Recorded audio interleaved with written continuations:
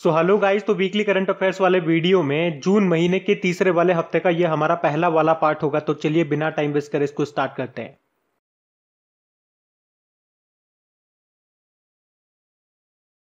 तो देखिए, पहला और बड़ा इंपॉर्टेंट प्रश्न है कि किसने होम इन द वर्ल्ड नाम की बुक को लिखा है। तो नोबेल पुरस्कार विजेता अमर्त्य सेन ने अपना मेमोयर यानी कि स्मरण लिखा है, जिसका नाम है होम इन द वर्ल्ड। देखो, मेमोयर का मतलब क्या होता है? स्वयं व्यक्ति के द्वारा लिखी गई यादों का जो एक संग्रह होता है, कलेक्शन होता है, उसे मेमोयर बोलते हैं। तो इस बुक में उन्होंने बताया कि कैसे रविंद्रनाथ टैगोर जी ने उन्हें अपना नाम अमर्त्य दिया था।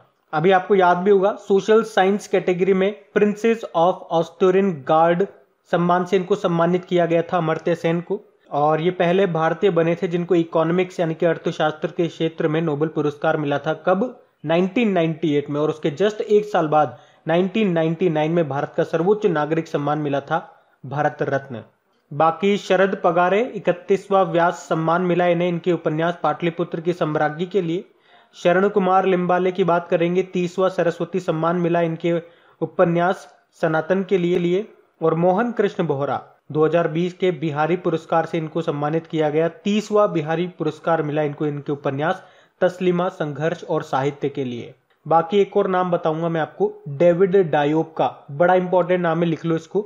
ये फ्रांस के हैं। अभी अंतरराष्ट्रीय बुकर पुरस्कार 2021 इन्होंने जीता है अपने उपन्यास at night all blood is black के लिए। तो ये नाम भी ध्यान रखना बढ़ते आगे। और हाँ गाइस, देखिए, इंडिया के टॉप बैंक एडुकेटर्स एक बार फिर अनअकैडमी पर आपके लिए ला रहे हैं ढेर सारी फ्री क्लासेस। तो अनअकैडमी की हर क्लास कंडक्ट की जाती है आपके बैंक की हर परीक्षा की तैयारी को और भी ज्यादा मजबूत करने के लिए। और ये सारी फ्री क्लासेस आपको मिलेंगी अनअकैडमी पर, जहां पर आप अपने फेवरेट टीचर के साथ अपने घर से अपने पर्सनल शेड्यूल के हिसाब से पढ़ सकते हैं। और अनअकैडमी की हर क्लास आप लाइव नहीं तो बाद में रिकॉर्डेड सेशन के द्वारा भी अटेंड कर सकते हैं। और अगर आप चाहें तो क्लास को डाउनलोड करके ऑफलाइन भी देख सकते हैं। और आप लाइव क्लास में आस्क अ डाउट फीचर के द्वारा टीचर से अपने डाउट भी क्लियर करवा सकते हैं। और आप लाइव क्विजेज और टेस्ट सेशन भी अटेंड कर सकते हैं, जहां पर आपको अपनी लाइव रैंकिंग भी देखने को मिलेगी।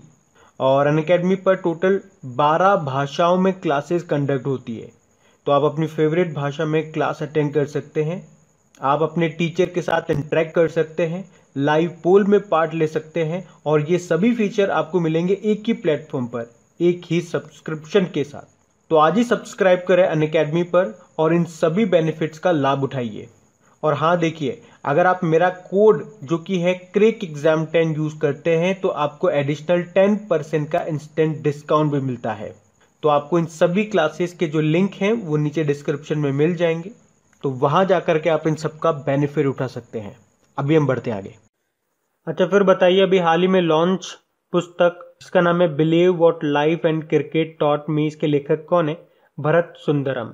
वैसे हम लोग इसके बारे में पढ़ चुके हैं, ये सुरेश रैना की ऑटोबायोग्राफी है, believe what life and cricket taught me, जिसे अभी लॉन्च किया गया है। और इसे लिखा है सुरेश रैना ने, किसके साथ मिलकर के? स्पोर्ट ऑथर भरत सुंदरम के साथ मिलकर के। तो इस बार क्वेश्चन को मैंने उल्टा करके पूछ लिया। बाकी आपसे एग्जाम में ज़्यादा चांसेस है यही पूछा जाएगा कि ये किसकी बायोग्राफी है या इनकी बायोग्राफी का नाम क्या है। बाकी Shashi Tharoor an era of darkness नाम की बुक को लिखा। डेविड डायोप, ये बड़ा इंपॉर्टेंट नाम है, ये फ्रांस के हैं वैसे तो। अभी 2021 का अंतरराष्ट्रीय बुकर पुरस्कार मिला इन्हें इनके उपन्यास at night all blood is black के लिए। अमर्त्य सेन की बात करेंगे तो होम इन द वर्ल्ड नाम की बुक को लिखा इन्होंने।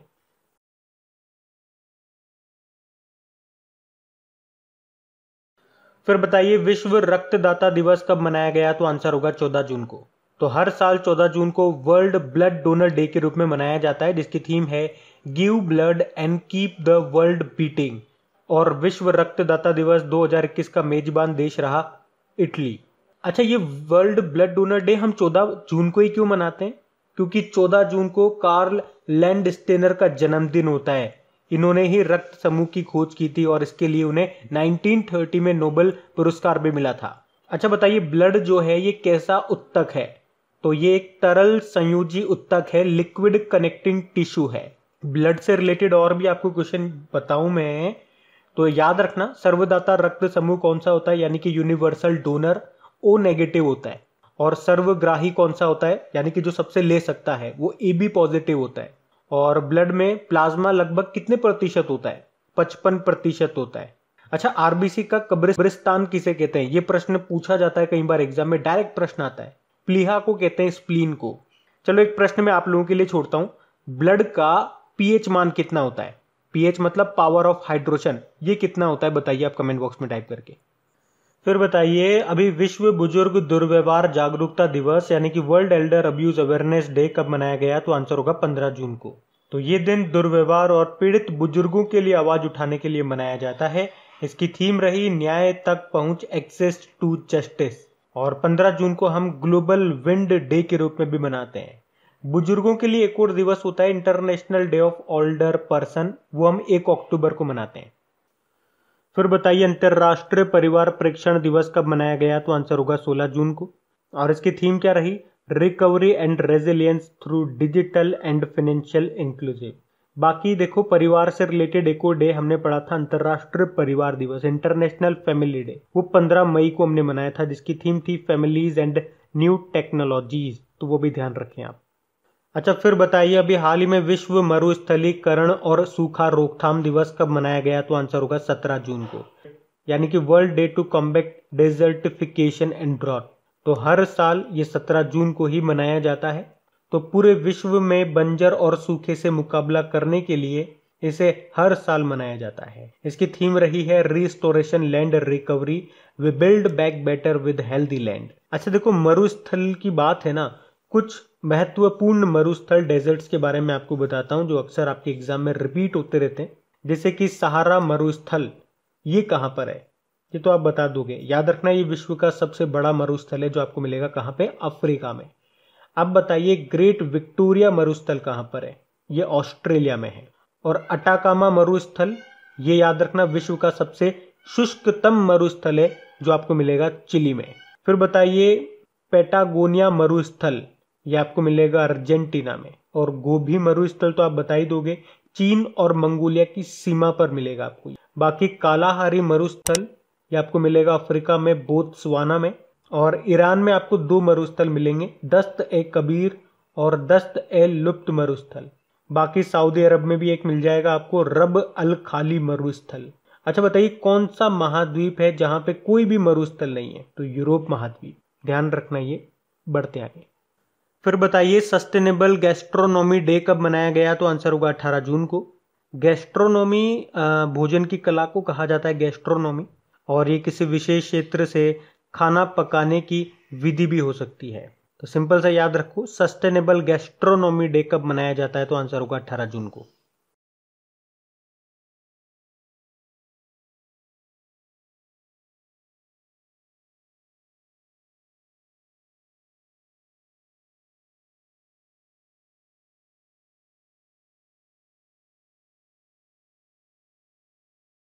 फिर बताइए हाल ही में किस बैंक ने घर घर राशन कार्यक्रम को शुरू किया है? तो आंसर होगा आईडीएफसी फर्स्ट बैंक ने।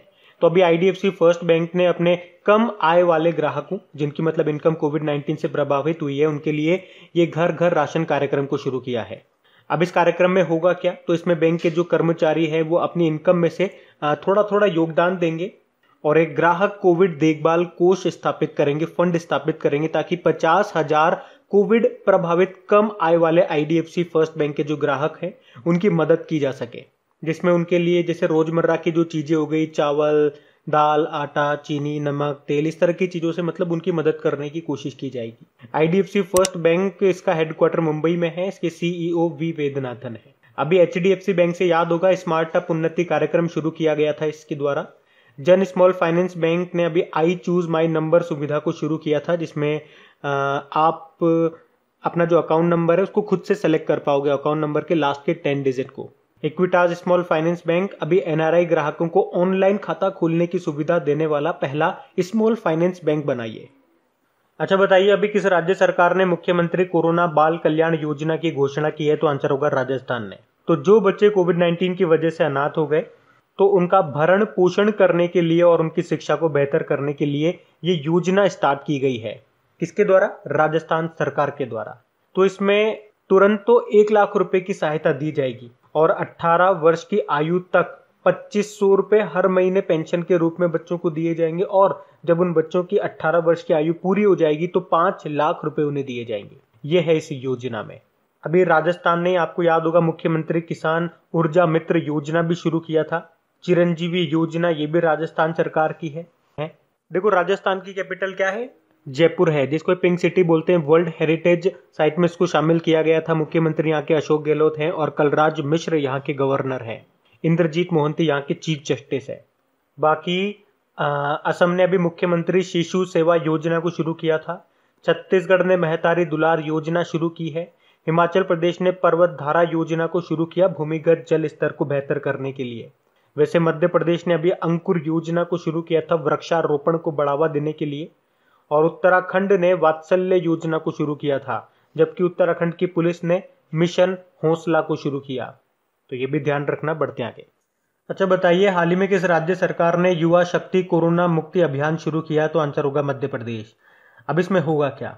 जो हायर एजुकेशन के जो टीचर हैं और उनके जो स्टूडेंट्स हैं, उन्हें ट्रेनिंग दी जाएगी वैक्सीनेशन के बारे में, कोविड-19 के बारे में। और फिर ये टीचर और उनके जो स्टूडेंट हैं, ये लोगों को ट्रेनिंग देंगे, लोगों को जागरूक करेंगे। फिर बताइए, अभी हाल ही में किस राज्य सरकार ने रेव अप कार्यक्रम को शुरू किया? तो आंसर होगा तेलंगाना। तो अभी तेलंगाना सरकार ने नेस्कॉम के द्वारा संचालित तेलंगाना आर्टिफिशियल इंटेलिजेंसी मिशन को लॉन्च किया है। और इस मिशन के तहत आर्टिफिशियल इंटेलिजेंसी स्टार्टअप को सक्षम और सशक्त बनाने के लिए ये रेव अप नाम का एक कार्यक्रम शुरू किया। और ये तेलंगाना राज्य ही है जिसने वर्ष 2020 को आर्टिफिशियल इंटेलिजेंसी का वर्ष घोषित किया था। देखो, तेलंगाना की कैपिटल हैदराबाद है। मुख्यमंत्री हैं के चंद्रशेखर राव और गवर्नर कौन है? तमिलिसाई सौंदरराजन है, जिनके पास पुडुचेरी के लेफ्टिनेंट गवर्नर का भी अतिरिक्त प्रभार है। यहाँ की पहली महिला चीफ जस्टिस बनी थी हिमा कोहली।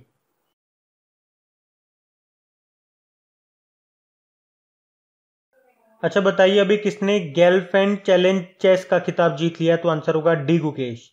तो अभी भारतीय चेस प्लेयर हैं डी गुकेश, और इन्होंने $15,000 का गेलफैंड चैलेंज चेस का खिताब जीत लिया है।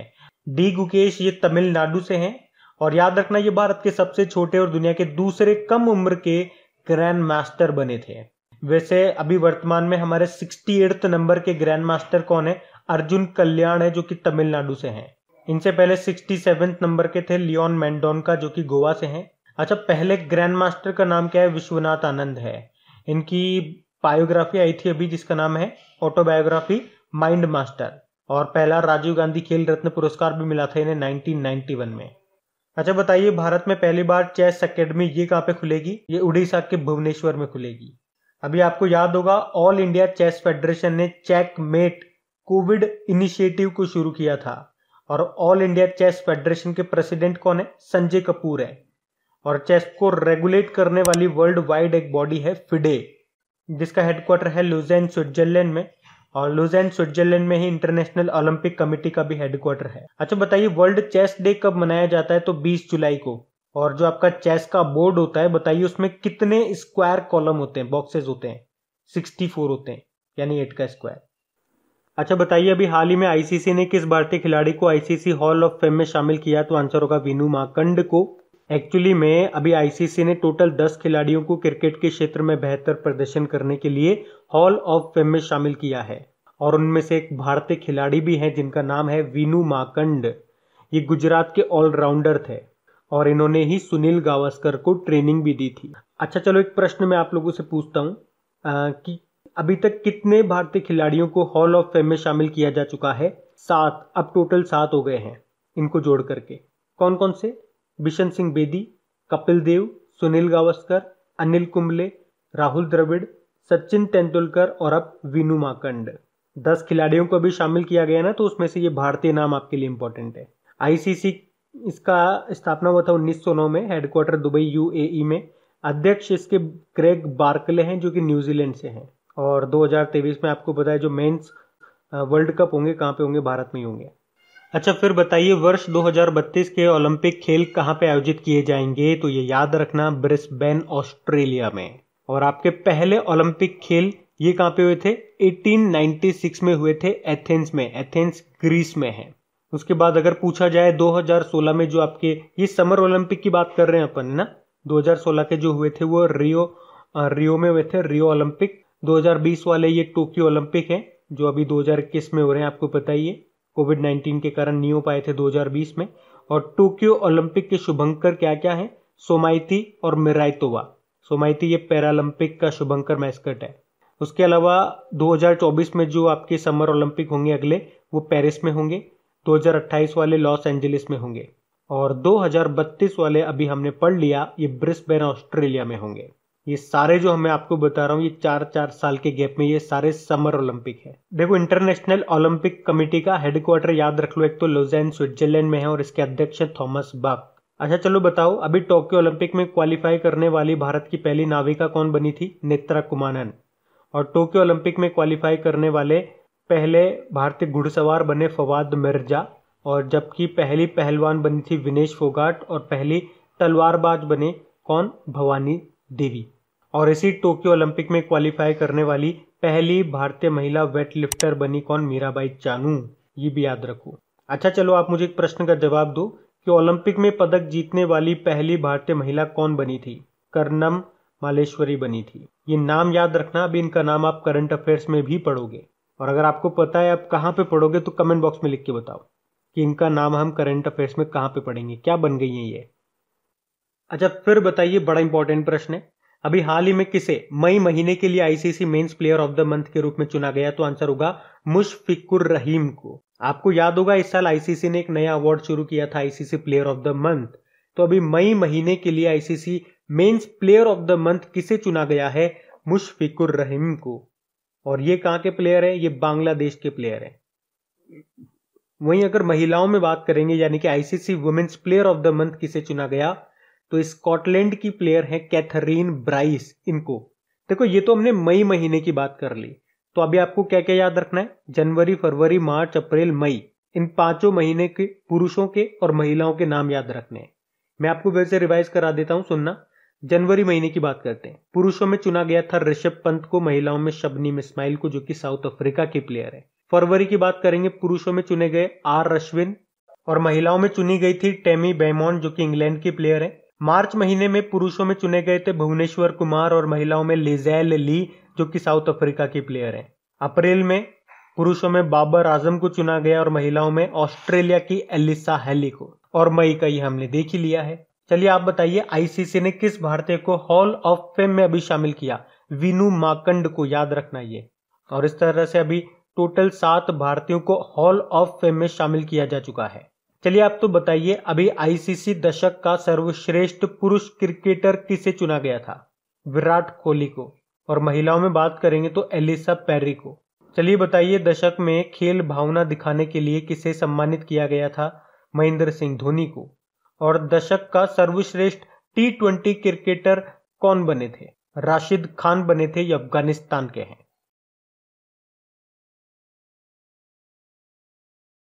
फिर बताइए, अंकटाड की महासचिव किसे नियुक्त किया गया? तो आंसर होगा रेबेका ग्रिंसपन को। और इनका नाम इसलिए भी आपको याद रखना है क्योंकि अंकटाड की पहली महिला महासचिव बनी है। क्या नाम है? रेबेका ग्रिंसपन इनका नाम है। अंकटाड की फुल फॉर्म होती है United nation conference on trade and development, जिसकी स्थापना होती है 1964 में, जिसका हेडक्वार्टर जेनेवा स्विट्जरलैंड में आपको मिल जाएगा। देखो, यहां से एक प्रश्न एग्जाम में आया था, एक बार मैंने बताया भी था कि विश्व निवेश रिपोर्ट को कौन जारी करता है? तो अंकटाड जारी करता है। जबकि अगर पूछा जाता है कि वर्ल्ड इकोनॉमिक आउटलुक रिपोर्ट को कौन जारी करता है, तो आईएमएफ उसको जारी करता है। और आईएमएफ का हेडक्वार्टर मिलेगा आपको वॉशिंगटन में। बाकी नागोजी ओंकोजो इवेला की बात करेंगे, बड़ा इंपॉर्टेंट नाम है। वर्ल्ड ट्रेड ऑर्गेनाइजेशन की पहली महिला डायरेक्टर जनरल बनी है, ये नाइजीरिया से है। और अब्दुल्ला शाहिद अभी यूनाइटेड नेशन जनरल असेंबली के 76th सेशन के लिए इनको अध्यक्ष चुना गया है। बाकी लॉरेंस डेकार्स, ये फ्रांस में जो ल्योर म्यूजियम है उसकी पहली महिला अध्यक्ष बनी है, नाम है लॉरेंस डेस्कार्स। अच्छा, एक डॉक्टर पैट्रिक अमुत का नाम भी याद रखो, अभी WHO के कार्यकारी बोर्ड के नए अध्यक्ष बने हैं, ये केन्या से हैं। और केन्या की पहली महिला चीफ जस्टिस का नाम फटाफट से छाप दो कमेंट बॉक्स में, कई बार हम पढ़ चुके हैं। अच्छा बताइए, अभी हाल ही में माइक्रोसॉफ्ट ने किसे अपना चेयरमैन नियुक्त किया है? तो आंसर होगा सत्या नडेला को। आप जानते हो सत्या नडेला ये अभी तक माइक्रोसॉफ्ट के CEO थे, और अभी माइक्रोसॉफ्ट ने इन्हीं को चेयरमैन भी बना दिया है। ये जॉन थॉम्पसन का स्थान लेंगे, तो इनका नाम ध्यान रखना। बाकी मेघा राजगोपालन, ये भारतीय मूल की पत्रकार हैं और 2021 के लिए पुलित्जर पुरस्कार जीता इन्होंने इंटरनेशनल रिपोर्टिंग कैटेगरी में। डॉक्टर चारू खोसला ग्रीन प्रेन्योर अवार्ड 2021 इन्होंने जीता। और सुबोध कुमार जायसवाल सीबीआई के प्रमुख बने ये। अच्छा चलिए एक प्रश्न का जवाब दीजिए। अभी हाल ही में किस कंपनी ने इंटरनेट एक्सप्लोरर ब्राउजर को बंद करने की घोषणा की? तो आंसर होगा माइक्रोसॉफ्ट ने ही। बाकी अमेजन के सीईओ एनडी जेसी बने हैं। एक सुशील चंद्रा का नाम याद रखो, चीफ इलेक्शन कमिश्नर बने हमारे 24वें नंबर के। और चीफ इंफॉर्मेशन कमिश्नर यानी कि मुख्य सूचना आयुक्त कौन बने हैं? यशवर्धन सिन्हा। अभी टीवी नरेंद्रन का नाम आपने सुना होगा, कॉन्फेडरेशन ऑफ इंडियन इंडस्ट्री के नए अध्यक्ष ये बने थे उदय कोटेक के स्थान पे, तो ये भी ध्यान रखना आप। फिर बताइए हाल ही में डब्ल्यूएचओ के तकनीकी सलाहकार समूह के मानद सदस्य के रूप में किसे नियुक्त किया गया? तो आंसर होगा मुकेश शर्मा को। तो आईआईटी कानपुर की फैकल्टी हैं ये मुकेश शर्मा, और अभी इन्हीं को डब्ल्यूएचओ के वैश्विक वायु प्रदूषण और स्वास्थ्य तकनीकी सलाहकार के मानद सदस्य के रूप में नियुक्त किया गया है। देखो रेबेका ग्रिंसपन की बात करेंगे। अभी अंकटाड की पहली महिला महासचिव बनी थी ये। अंकटाड मतलब हो गया United nation conference of trade and development, जिसका हेडक्वार्टर जेनेवा स्विट्जरलैंड में है। अब्दुल्ला शाहिद अभी यूनाइटेड नेशन जनरल असेंबली के 76th सेशन के लिए इनको अध्यक्ष चुना गया। और डॉक्टर पेट्रिक अमोत ये केन्या से हैं, डब्ल्यूएचओ के कार्यकारी बोर्ड के अभी अध्यक्ष बनेंगे। देखो एक नाम और याद रखो आप, डेबी हेविट का, अभी फुटबॉल एसोसिएशन की पहली महिला अध्यक्ष बनी थी ये। और CNR राव का नाम भी याद रखो, ये भी इंपॉर्टेंट नाम है, भारतीय वैज्ञानिक हैं ये। और अभी 2020 का अंतरराष्ट्रीय एनी पुरस्कार मिला था इनको।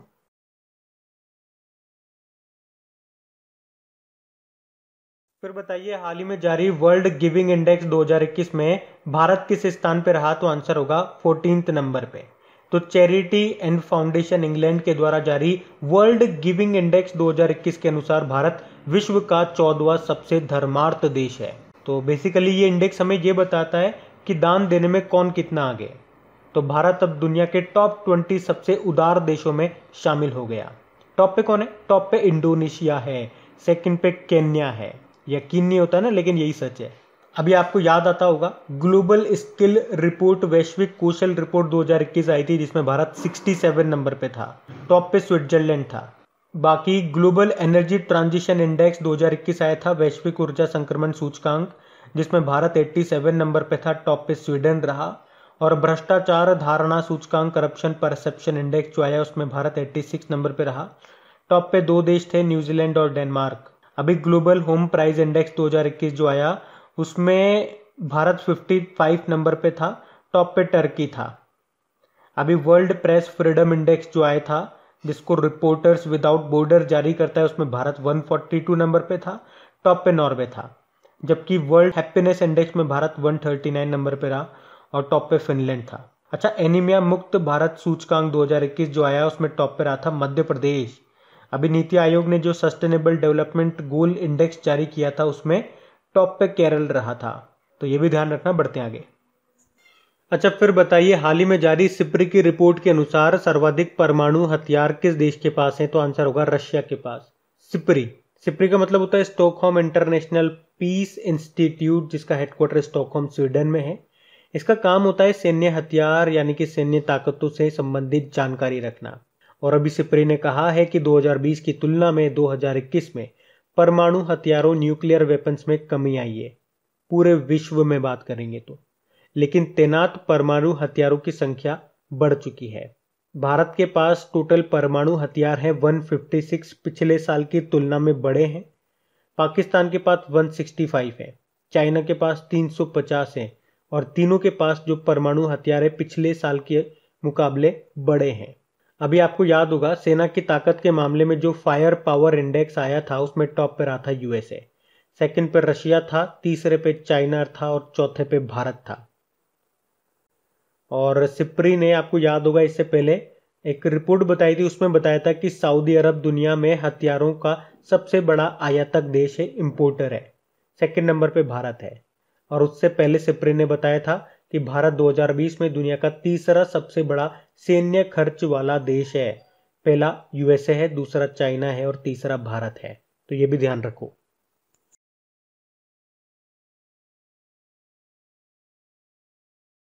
फिर बताइए, अभी दुनिया का पहला लकड़ी से बना उपग्रह कहां से लॉन्च किया जाएगा? तो आंसर होगा न्यूजीलैंड से। एक्चुअली में यूरोपियन स्पेस एजेंसी ये 2021 के अंत तक दुनिया का पहला लकड़ी का उपग्रह, जिसका नाम दिया है वीजा वुड सेट, इसको पृथ्वी की कक्षा में लॉन्च करेगा और इसे प्लाईवुड जैसी लकड़ी की सामग्री के उपयोग का परीक्षण करने के लिए लॉन्च किया जाएगा। और कहां से लॉन्च किया जाएगा? न्यूजीलैंड से। न्यूजीलैंड के माहिया पेनिनसुला लॉन्च कॉम्प्लेक्स से इसको लॉन्च किया जाएगा और इस सैटेलाइट को फिनलैंड में डिजाइन किया गया और वहीं पे इसको बनाया गया है। अच्छा, इसी तरह से आपको एक और न्यूज याद रखनी है जो आपको ऑलरेडी याद है कि जापान भी लकड़ी से एक सैटेलाइट बना रहा है, एक तैयार कर रहा है सैटेलाइट जो कि लकड़ी से बना हुआ है, जिसे वो 2023 में लॉन्च करेगा। न्यूजीलैंड की कैपिटल वेलिंगटन है, करेंसी है न्यूजीलैंड डॉलर और प्रधानमंत्री जेसिंडा अर्डर्न है। अच्छा बताइए, हाल ही में किसने पहला एकल महिला मोटरसाइकिल अभियान का आयोजन किया? तो आंसर होगा बॉर्डर रोड ऑर्गेनाइजेशन ने। तो इस अभियान में 29 वर्षीय कंचन उगुर सांडी ये अकेले हिस्सा ले रही हैं। इस अभियान में वो 24 दिनों में लगभग 3200 किलोमीटर की दूरी तय करेंगी। उन्होंने अपनी यात्रा को नई दिल्ली से शुरू किया, फिर वो मनाली जाएंगी, लेह जाएंगी, उमलिंगा ला दर्रा से होती हुई फिर वो दिल्ली वापस पहुंचेंगी। तो ये एक पहली महिला मोटरसाइकिल अभियान है जिसे खुद रक्षा मंत्री राजनाथ सिंह ने हरी झंडी दिखाई है। बॉर्डर रोड ऑर्गेनाइजेशन जिसकी स्थापना 1960 में होती है। सबसे इंपॉर्टेंट क्वेश्चन बताओ आपको यहाँ से, ये किस मंत्रालय के अधीन आता है? वैसे तो कई बार मैं आपको बता चुका हूं और आपको याद भी हो गया, ये रक्षा मंत्रालय के अंदर आता है ये।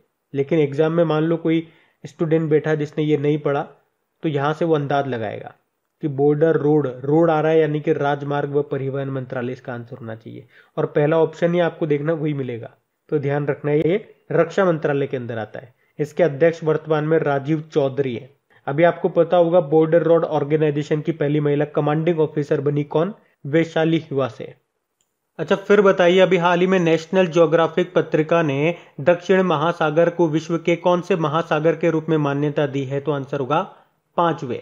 वैसे तो आप जानते हो दुनिया का 70% से ज्यादा हिस्सा पानी से ढका हुआ है और इसे भूगोल के नजरिए से 4 महासागरों यानी कि ओशियंस में बांटा गया है। लेकिन अभी नेशनल ज्योग्राफिक ने एक 5वें महासागर की घोषणा की है जिसका नाम है दक्षिणी महासागर, जो वास्तव में अंटार्कटिका के आसपास का महासागरीय इलाका है। और इसकी खास बात यह होगी कि यह एकमात्र महासागर है जिसकी सीमा 3 महासागरों से लगती है। कौन कौन? प्रशांत महासागर, अटलांटिक महासागर और हिंद महासागर। और अगर आपसे पूछा जाए कि अंटार्कटिका महाद्वीप को किस महासागर ने घेरा हुआ है, तो आंसर हो जाएगा अब दक्षिण महासागर ने। वैसे 4 महासागर कौन कौन से हैं? अटलांटिक महासागर, प्रशांत महासागर, हिंद महासागर और आर्कटिक महासागर। अच्छा, महासागर से रिलेटेड कुछ क्वेश्चंस मैं आपको बताता हूं जो अक्सर एग्जाम में पूछे जाते हैं। पहले तो आप ये याद रखो, बरमुडा ट्रायंगल ये किस महासागर में है? ये अटलांटिक ओशियन में है, अटलांटिक महासागर में है। या और अच्छे से बोलोगे इसे तो उत्तरी अटलांटिक महासागर। और कौन सा महासागर एस आकृति में है? तो यही है अटलांटिक ओशियन। अच्छा, रिंग ऑफ फायर का संबंध किस ओशियन से है? पैसिफिक ओशियन से। यहीं पे सबसे ज्यादा नेचुरल डिजास्टर होते हैं, जैसे कि ज्वालामुखी का फटना, सुनामी का आना, भूकंप वगैरह आना। चलो एक प्रश्न बताओ, ये प्रश्न आपका एसएससी में पूछा गया था कि किसे प्रशांत महासागर की पार सड़क कहा जाता है? हवाई को। और बताइए किस महासागर को छिपता हुआ महासागर कहा जाता है? आर्कटिक महासागर को। और एक और प्रश्न आपका एग्जाम में पूछा गया था, चलिए आप बताइए कि अटलांटिक महासागर का सबसे गहरा भाग कौन सा है? आपके ऑप्शन थे Mariana trench, Puerto Rica trench, सुंडा ट्रेंच या जावा ट्रेंच। तो याद रखना आंसर होगा प्यूर्टो रिका ट्रेंच। बाकी मैरियाना ट्रेंच ये आपको प्रशांत महासागर में मिलेगा और सुंडा ट्रेंच ये आपको हिंद महासागर में मिलेगा। एक और प्रश्न मैं आपको बताता हूं, सारगासो समुद्र ये किस महासागर में स्थित है? यह प्रश्न कई बार एग्जाम में पूछा जाता है, तो आंसर होगा अटलांटिक महासागर में। और यहीं से एक प्रश्न भी बन जाता है, देखो कि किस सागर का तट नहीं है?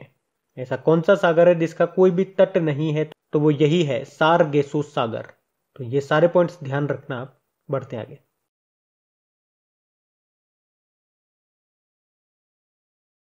फिर बताइए एनविजन ये किस अंतरिक्ष एजेंसी का मिशन है? तो आंसर होगा यूरोपियन स्पेस एजेंसी। तो पहले तो ये याद रखना, ये जो एनविजन है ये एक ऑर्बिटल मिशन है, मतलब ये सतह पर नहीं उतरेगा बल्कि कक्षा में ही, ऑर्बिट में ही चक्कर लगाएगा। और किसकी कक्षा में, किसकी ऑर्बिट पे, तो शुक्र ग्रह, वीनस की कक्षा में चक्कर लगाएगा ये। और शुक्र ग्रह यानी कि वीनस को हम इवनिंग स्टार भी बोलते हैं, मॉर्निंग स्टार भी इसे कहते हैं। ये सबसे गर्म ग्रह है और इसे पृथ्वी का जुड़वा ग्रह भी कहा जाता है, ये भी आप ध्यान रखना। अच्छा, यूरोपियन स्पेस एजेंसी का मुख्यालय कहां पर है? पेरिस, फ्रांस में है। और इस मिशन को कब लॉन्च किया जाएगा? 2030 में इसको लॉन्च किया जाएगा। इसका उद्देश्य है सिंपल सा, शुक्र ग्रह के वातावरण का अध्ययन करना। और वैसे अभी आपको बता दूं कि नासा ने शुक्र ग्रह के लिए डेविंसी प्लस और वेरिटास नाम के 2 मिशनों का चयन किया है।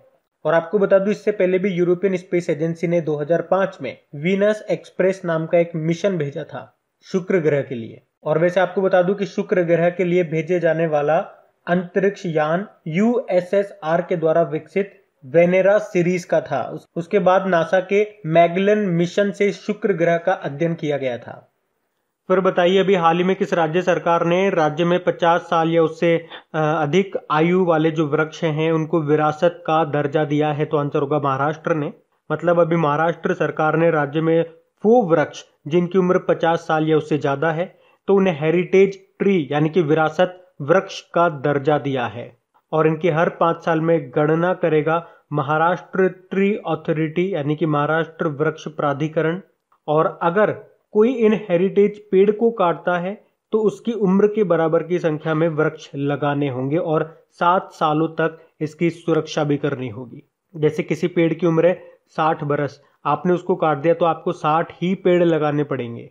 बाकी आपको याद होगा, अभी राजस्थान सरकार ने घर घर औषधि योजना को शुरू किया था। इसमें 4 पौधे दिए जाएंगे, 4 औषधि पौधे दिए जाएंगे हर परिवार को।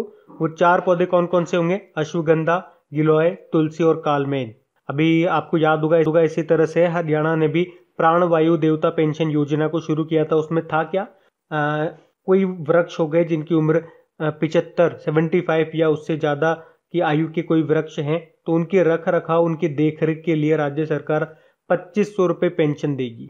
महाराष्ट्र के गवर्नर कौन है? भगत सिंह कोश्यारी है। उद्धव ठाकरे यहाँ के मुख्यमंत्री हैं और मुंबई इसकी कैपिटल है। अभी आपको याद होगा सिस्टूरा हिरण्यकेशी, ये किस जीव की प्रजाति खोजी गई थी? मछली की। कहां पे मिली थी? अंबोली, महाराष्ट्र में। जिसको खोजा किसने था? उद्धव ठाकरे के छोटे बेटे तेजस ठाकरे ने। फिर बताइए, अभी हाल ही में किसने ऑपरेशन ओलिविया को शुरू किया? तो आंसर होगा इंडियन कोस्ट गार्ड फोर्स ने। ऑपरेशन ओलिविया है क्या और ये क्यों शुरू किया गया है? तो देखो, उड़ीसा में ओलिव रिडले कछुओं की रक्षा के लिए यह ऑपरेशन ओलिविया शुरू किया गया है। किसके द्वारा? तट रक्षक बल के द्वारा इसको शुरू किया गया।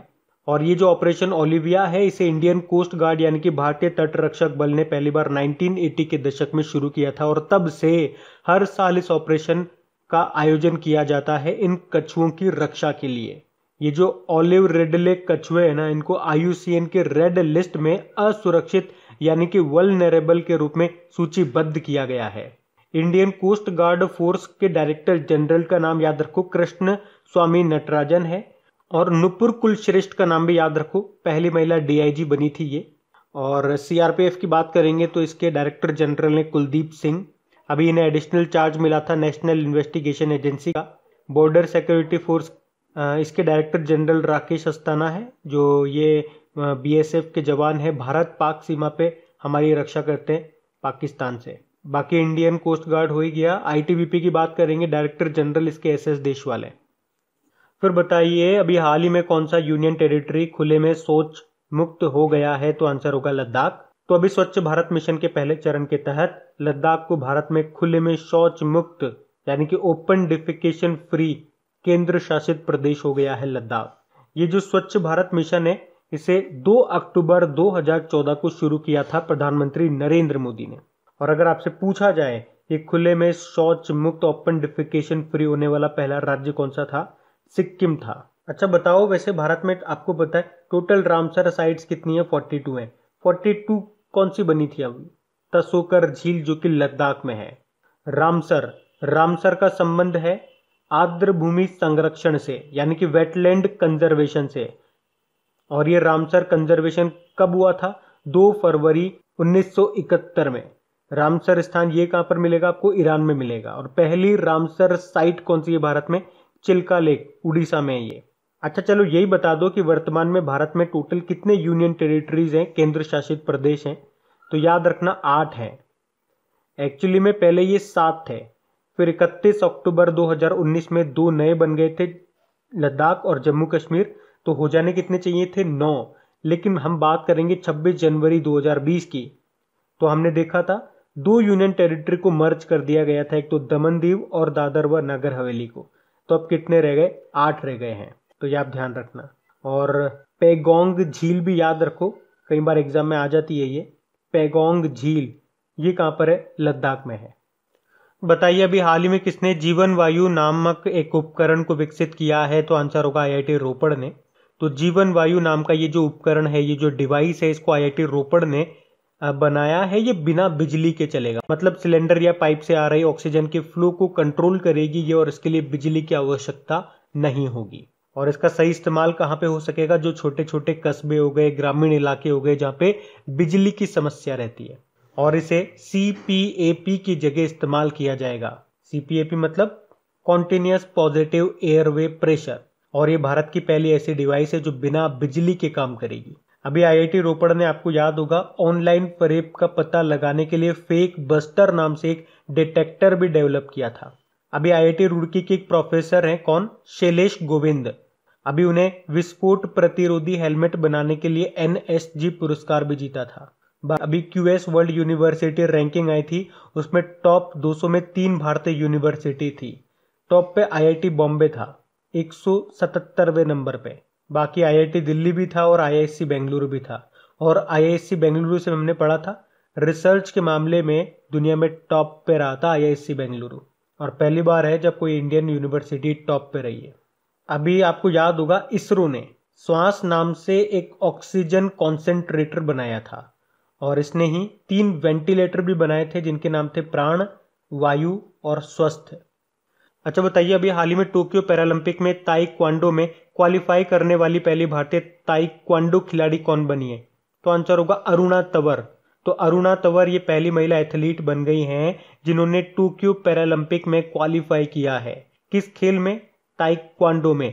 और इनका नाम है अरुणा तंवर। ये भिवानी हरियाणा से है। और टोक्यो ओलंपिक का शुभंकर मैस्कॉट क्या है? मिराई तोबा है। और टोक्यो पैरालंपिक का सोमाइती है। देखो देवेंद्र झाझरिया का नाम कई बार एग्जाम में पूछ लिया गया है कि इनका संबंध किस खेल से है? भाला फेंक से है, जेवलिन थ्रोअर है ये चूरू राजस्थान से है। एक्चुअली में 2 बार पैरालंपिक में गोल्ड मेडल जीतने वाले पहले भारतीय हैं ये।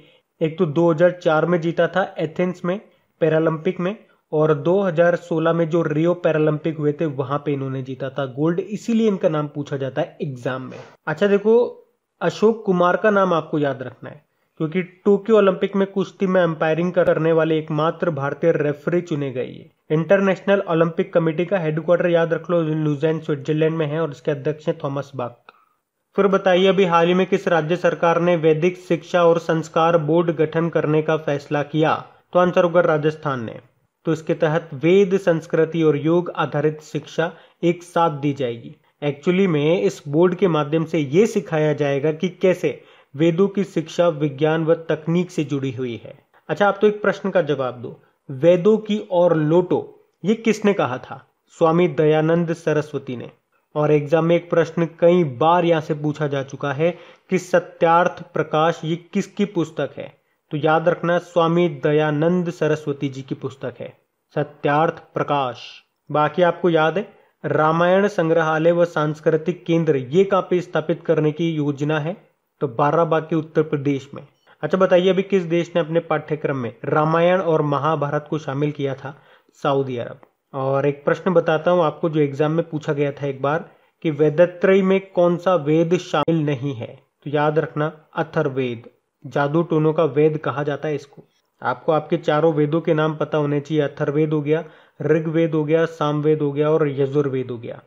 तो वेदत्रय में कौन सा वेद शामिल नहीं है? अथर्ववेद शामिल नहीं है, बाकी तीनों शामिल हैं। चलिए एक प्रश्न का जवाब और दीजिए कि सत्यमेव जयते इसका उल्लेख कहां पर है? तो आंसर होगा मुंडोकनिषद में। बढ़ते आगे। अच्छा बताइए अभी हाल ही में LIC कार्ड्स सर्विसेज लिमिटेड ने शगुन नामक एक गिफ्ट कार्ड को लॉन्च करने के लिए किस बैंक के साथ समझौता किया? तो आंसर होगा IDBI बैंक। तो अभी LIC कार्ड सर्विसेज लिमिटेड ने रुपे प्लेटफॉर्म पर कॉन्टैक्टलेस प्रीपेड गिफ्ट कार्ड जिसका नाम है शगुन, उसको लॉन्च करने के लिए IDBI बैंक के साथ समझौता किया है और इसका इस्तेमाल ऑनलाइन शॉपिंग से लेकर बिलों के भुगतान आदि में किया जा सकता है। इस कार्ड के जरिए आप 500 रुपये से लेकर 10,000 रुपये तक की शॉपिंग भी कर सकते हैं और इसकी जो वैलिडिटी होगी 3 साल की होगी। बाकी IDFC फर्स्ट बैंक अभी इसने घर घर राशन कार्यक्रम को शुरू किया था। जन स्मॉल फाइनेंस बैंक अभी इसने आई चूज माई नंबर सुविधा को शुरू किया था, जिसमें जो आपका अकाउंट नंबर होगा उसके लास्ट के 10 डिजिट आप अपने अकॉर्डिंग चूज कर सकते हैं। इक्विटास स्मॉल फाइनेंस बैंक की बात करेंगे। अभी NRI ग्राहकों को ऑनलाइन खाता खोलने की सुविधा देने वाला पहला स्मॉल फाइनेंस बैंक बना था ये।